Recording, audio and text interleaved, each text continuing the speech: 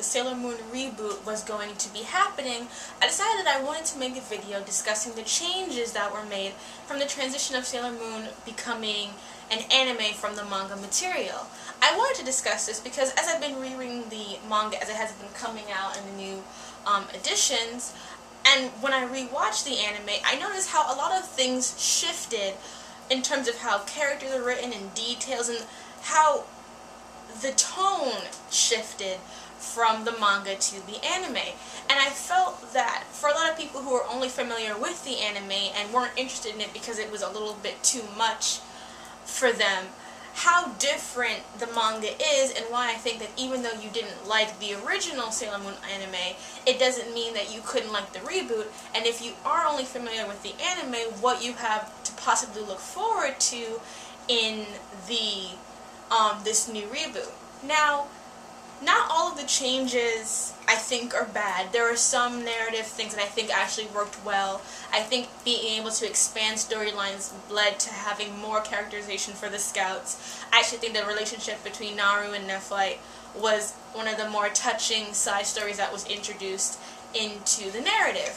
However, those things also have some downsides. They also really played up some of the minor qualities of Usagi and downcasted some of her other qualities and the like. The character of Ray was almost completely changed from who she actually was in the manga, and in some of the storylines, some of the major details of things are completely altered. And so I feel like it would be interesting to just at least go through some of these changes. I'm not going to comment on whether I think all of these are good or bad. It's just going to really be the basics. I decided, for the sake of time, and because I haven't finished rereading all the editions of the manga because they all haven't come out yet, I'm only going to discuss the Dark Kingdom Saga and the Black Moon Saga, also known as Sailor Moon and Sailor Moon R respectively. I have provided two links in this comment section below. Both of these will link to a site that has in more detail some of the differences between the different arcs. The Dark Kingdom Saga is the first arc in the Sailor Moon series, dealing with Queen Beryl, Queen Matilda, and the 4 generals that are brought into the story. Now, one of the first big changes was in terms of personality.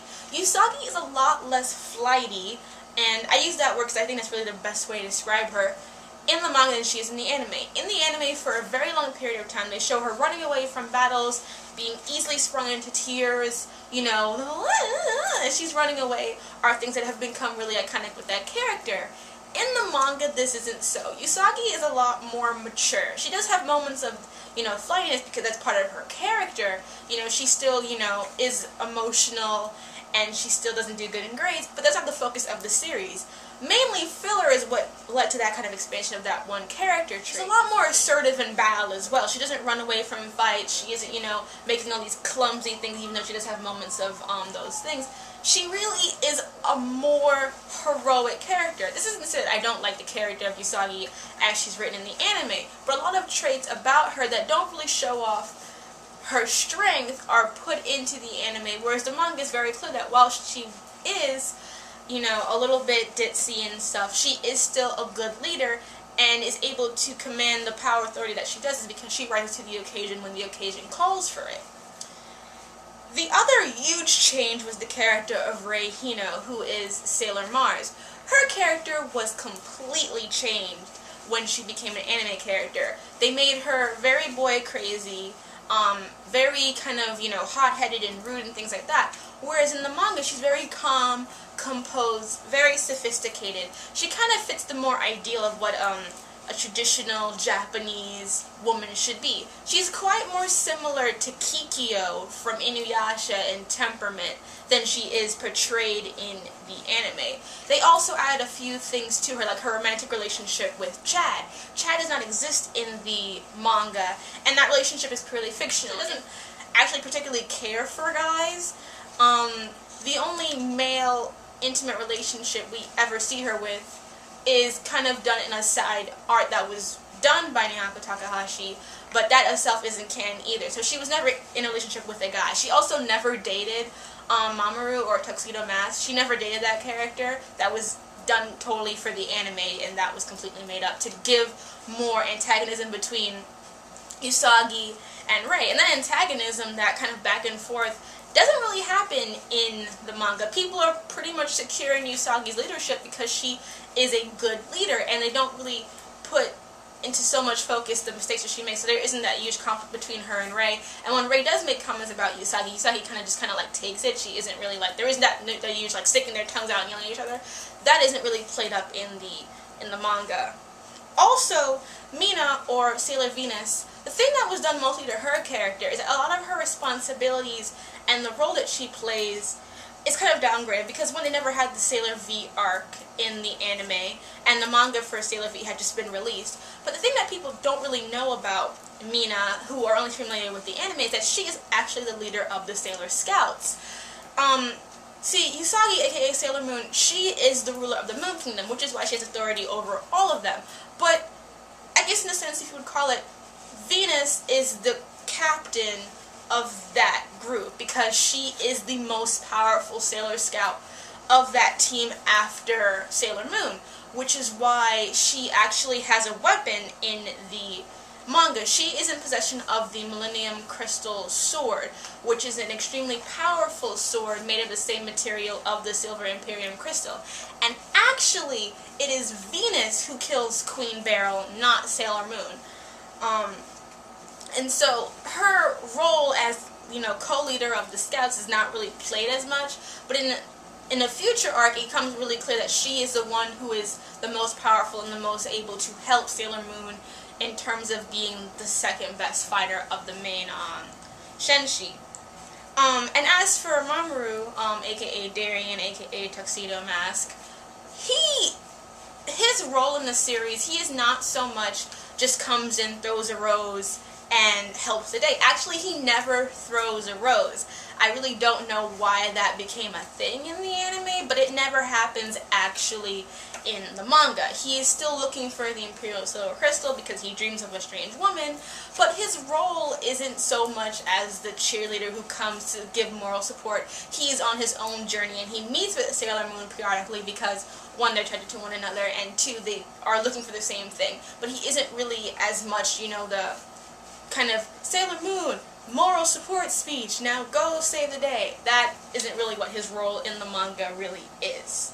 And the relationship between Usagi and Mamaru is also very much changed. One, they figure out each other's identities really soon, and as it goes along, it's actually implied that they have a more sexual relationship, although it doesn't really get graphic, but you see them in scenes where they're in bed together, where they're kind of on top of each other in a suggestive kind of position. So their relationship is a lot more intimate and equal in the manga than it is in the anime. And also, in the anime, for some reason, they aged up his character to make it in college, where he's only in high school in the manga itself. So that's just the characters and the relationships and things like that. Now, in terms of details that happened, there were a few things. Zoisite and Kazunite, who's also known as Malachite in the dub, they are not gay, and they do not have a sexual relationship with one another. That was added for the anime. As I said before, Naru and Nephrite never fall in love. They don't have a relationship. Like I said, Ray and Mamaru don't. The whole Rainbow Crystal storyline is filler. When they have to go looking for people who will, like, hold the guards and stuff like that, and they earn the souls of different people. Like, there's a cat, some guy that Amy likes, Ray's grandpa. That was made up for the anime and is completely filler. That does not exist in the manga. It was just done to kind of have a catch-up season. So that was just kind of a waste of time when they brought that in. The four generals, Jedi, Nephlite, Zoisite, and Ksunite, also known as Malachite, they are originally Prince Enyamon, who is Mamoru's knights. They are basically the Sailor Scouts for him. They also are in charge of certain domains on Earth. I believe, the ones I remember is that I remember that Kazunite was the Middle East, and Nephlite, I think he was North America, and they all are in charge of different districts. And they were all brainwashed during the first war with the Moon Kingdom, and were brainwashed when they were reborn here. They are killed off by each of the different scouts. They're all dismantled very quickly. So the long arcs you have of them fighting Jedi and then fighting all of them and, you know, that whole long stretch out thing, they're not that stretched out. It's really much they die very quickly because they're just really stepping stones to get to the Dark Kingdom. When they are killed, they are, first they get like this kind of like corpsey body, and then they eventually turn into the stones that they're named after because, you know, they're all named after stones.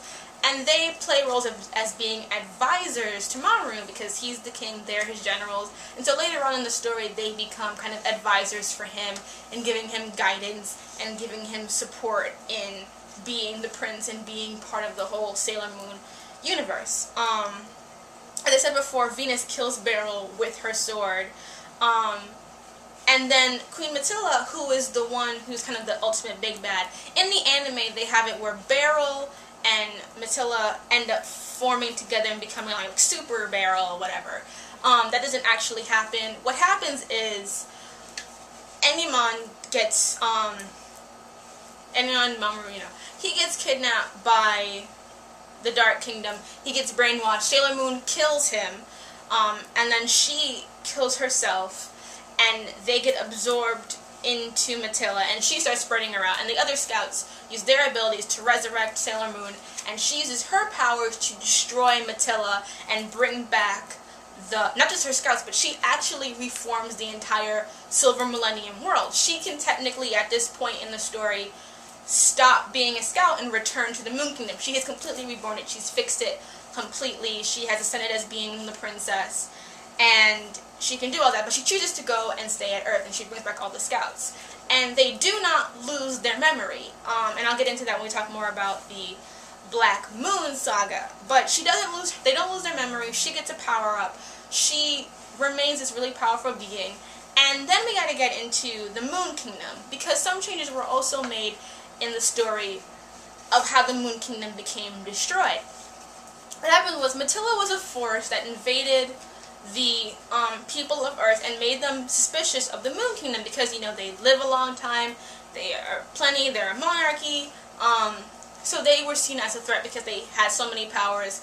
And so what she did was, Matilda influenced Beryl, who was a witch, existed there, who cared for Enimon and was jealous of the relationship between her and Serenity. And so what happened was, when the war attacked, they brainwashed all of the guards and everything, and they started their assault on the moon. During this assault, Beryl kills Prince Enimon, and Princess Serenity takes her own life. There's actually a lot of suicide in Sailor Moon. That was really surprising when I actually read the manga for the first time and dealt with that issue of seeing Sailor Moon impale herself with a really, really sharp sword. That was really creepy. And so, after that happens, Queen Serenity seals Matilda back into the Earth, and they are all vanquished and everyone is reborn back onto Earth. And that is pretty much the Dark Kingdom saga. When you watch the anime, a lot of the Dark Kingdom saga is filler. And the tone is completely changed. It has a much darker tone of what's going on. It's a lot more lighthearted and bubbly in the anime for a lot of reasons, but in the manga it has a much more darker feel because the imagery of some of these people is much more of decay and corpse-like imagery. So in the anime, for some reason, they kind of lighten that up, and so it doesn't really reflect the kind of dark tone that the series eventually takes. And so now we are on to the Black Moon Saga, also known as Sailor Moon R. Now, the Dark Moon Saga is probably the saga of Sailor Moon that I remember the most. It was probably my favorite of the ones that I got to see when I was growing up. And when I was reading the manga of it and rereading it when the new volumes came out, it really surprised me how, while I still think while it still is my favorite of the story arcs in the manga as well, how little in common in terms of detail the manga and the anime have in telling this story. And really the devil's in the details, and I'll kind of conclude with talking more about that later on. But let's get to the gist of this. The Al and Ann story with the have to, you know, drain everyone's energy and how they lose their memory, they have to get the power up again, and then Tuxedo Mask has that new form where he's the Moonlight Knight. That is all made up. That is not in the manga. The other big thing that I think is kind of funny is that in the anime, the sisters Sapphire, and Diamond are all redeemed in the anime. In the manga, none of them are redeemed. The sisters are all killed. Sapphire actually tries to kill Sailor Moon by impaling her with a dark moon crystal and tries to kill Diamond, and then Diamond kills him. And Prince Diamond actually tries to destroy the entire universe at one point because he's so mad that Wise Men had fooled him. So none of those characters get redeemed in the manga. They just get killed off. And so it was just really interesting to really note how they took the story and really felt the need to redeem all of the villains save for 2 in this story arc. Tuxedo Mask actually gets his own attack and powers now. It basically is a blast attack. So he gets his own power, and it's not Rose related in any way, shape, or form. It actually can do a lot of damage. It can actually kill other monsters. So he does have his own powers in the manga series. And like I said before, he and Usagi have a more sexual relationship, and it's kind of more explicit here. The beginnings of it is more explicit here.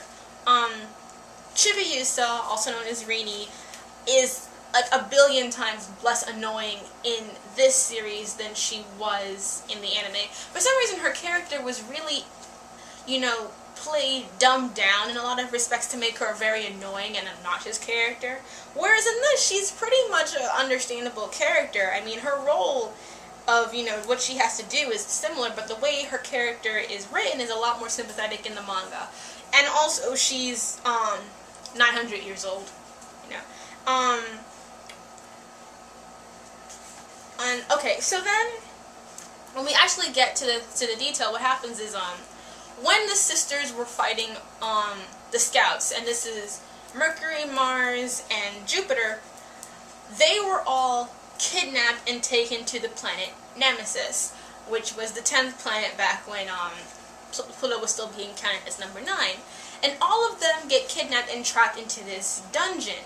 And in this dungeon is a room filled with just masses of corpses, with one almost mummified looking body in the corner. And it's one of the more darker images of the scouts kind of standing here in this blackened space and all these corpses stand down. And what really surprised me is just how they toned that down so much in the series. And a lot of filler happened in this story. For example, Usagi and Mamaru never break up, and there's a whole story arc where they are broken up from before this whole thing, before they go to the 30th century up until right after Diamond kidnaps Usagi and they get back together. That was all made up. And actually, what I don't actually like about that part anymore is that in the manga, when that scene happens, when Usagi is kidnapped by Prince Diamond, Usagi is rendered powerless because she can't attach to the power because it's being blocked by Nemesis. She actually, in the manga, powers through this, is able to contact her power even though she's in this weakened place. She finds the other 3 scouts, breaks them out of the prison, and they escape. And so she gets to have this whole badass moment where she's like, I'm the leader, I'm the queen, I have to do this is my world, I have to protect it, I don't care what's going to happen, I'm going to use my powers. And that's kind of taken away because of the whole romantic filler plot line done with her and Mamaru. And then Black Lady comes, who's Wicked Lady in the dub, and her relationship with Tuxedo Mask is a lot more incestuous than it is in the anime. They actually kiss in the manga, which was quite disturbing. And then there's the role of Sailor Pluto in the series. Sailor Pluto in the manga is the guardian of space and time. It's implied that she's a daughter of Kronos, the god of time. It kind of ties in with the kind of like the Greek mythology angles that are kind of connected to the Moon Kingdom. And what happens is she is the guardian of the space and time door, which through it people can travel back and forth through time. She was named the guardian of it by the first Queen Serenity that we know in the series. And as a result of this position, she is given 3 taboos that she cannot break. 1, she cannot travel through time herself. 2, she cannot abandon her post as the guardian. And 3, if she stops time, she forfeits her life. Now, this is an important story for a couple of reasons. 1, her relationship with Chibi-Usa. She is Chibi-Usa's really only friend besides the Lunar P, the little robotic dog that follows her around. They have a kind of relationship, and Pluto helped Chibi-Usa with her loneliness, and the same thing happened with them. She's the one who gave Chibi-Usa the ability to go travel through time, has helped her out in all these situations, so they really have a strong relationship. Not really a mother-daughter relationship, but it's kind of like they are friends. They fill that kind of void of loneliness for each other. And so, when this whole situation happens, when Chibi-Usa is taken over, there's a feeling of helplessness for Sailor Pluto, which ties in with her story great, because what she realizes is that she has been forced to stay at this door while the Moon Kingdom was being destroyed, while all these bad things have been happening in Crystal Tokyo. I mean, technically, if she'd been there, because she's a very powerful scout, she could have helped prevented that, but because of her duties to the door, she cannot leave. So what happens is, Black Lady gets in possession of the Silver Imperium Crystal of the future and the past. And they are going to use this to take the power of Nemesis and spread over and completely destroy Crystal Tokyo.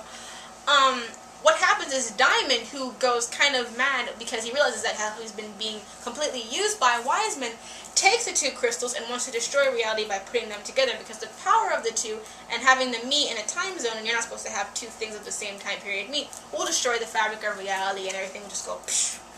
And so Pluto leaves her post. Diana, who is the little cat who's Luna and Artemis's kids, decides that she'll stay and guard the post. It's very cute.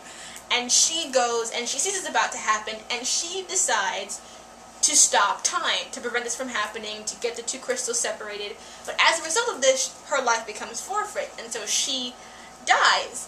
And so the loss of her only friend, her only true friend who was there for her throughout all these things and helping her and giving her support and telling her that she could eventually be the queen that her mother is and be that powerful scout, Chibi-Usa breaks out of her hold as Black Lady and becomes a Sailor Scout, and finally is able to connect to the power of the Silver Imperium Crystal.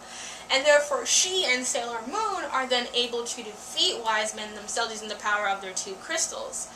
In the anime, this is completely changed. Sailor Pluto's role is cut. She's not really there.